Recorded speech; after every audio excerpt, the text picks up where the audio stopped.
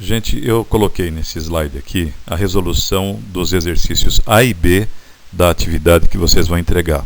Aí vocês façam as demais. Aqui nós estamos utilizando um conjunto de 87 blocos padrão. Nos exemplos que estão lá no PDF do telecurso, eles utilizam um conjunto de 114 peças. Quando você utiliza mais blocos no conjunto, como é o caso lá de 114 blocos, a tendência é você utilizar menos blocos no empilhamento, porque você tem o quê? Mais opções. Mas a gente vai trabalhar com esse conjunto de 87 blocos que está delineado aqui. Então você vê que na primeira linha você tem uma razão pulando de milésimo em milésimo, começando com um bloco de 1,001 milímetros até 1,009, 9 blocos. Depois você tem 49 blocos pulando de centésimo em centésimo, começando com 1,01 milímetros até 1,49. Depois você tem blocos pulando de meio em meio milímetro, começando com um bloco de meio, indo até o bloco de 9,5, totalizando 19 blocos. E por fim, blocos pulando de 10 em 10 milímetros, começando com 10, indo até 100. Então você tem 10 blocos disponíveis. Então a soma total, 87 blocos padrão disponíveis para você fazer o empilhamento. Muito bem. Então vamos analisar aqui o item A do lado esquerdo. Você tem o valor que é 25.567 mais ou menos 2 milésimos, o que daria então a dimensão mínima de 25.565 e a dimensão máxima de 25.569. Pode observar aqui do lado esquerdo, para a dimensão mínima de 25.565, que então nós fizemos o quê? Nós eliminamos primeiro os dois protetores, porque você viu lá no PDF do telecurso, que nas extremidades você tem que colocar os protetores. Neste conjunto, cada protetor tem 2,5 milímetros. Lá no PDF de blocos padrão do telecurso, os protetores têm 2 milímetros cada um, né?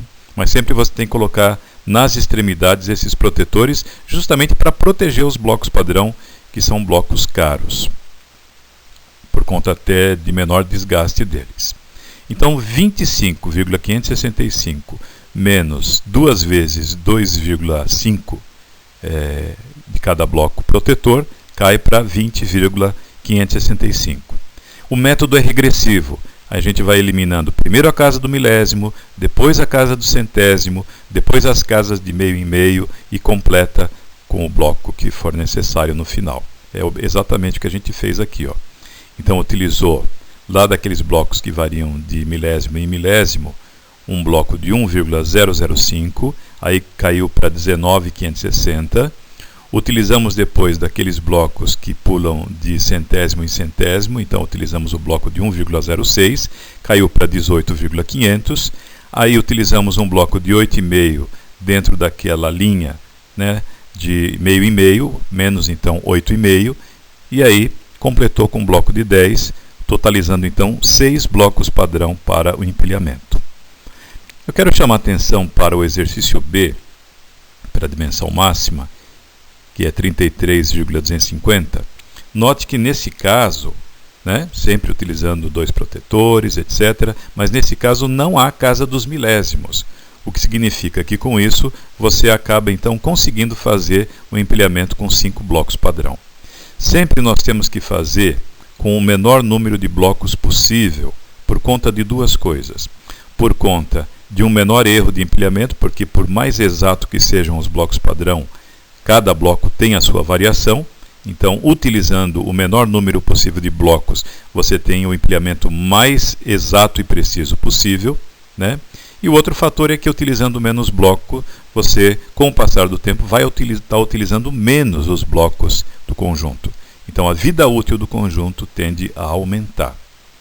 Então, eu acho que com esses 4 exemplos resolvidos aqui, ajuda vocês aí para completarem os outros. Sugiro que vocês revejam o telecurso PDF, que está aí no nosso espaço da aula 5, e veja o vídeo também. Digita o título do capítulo no YouTube e você também assiste o vídeo de blocos padrão, tá? E então desejo boa sorte e boa saúde para vocês. Obrigado.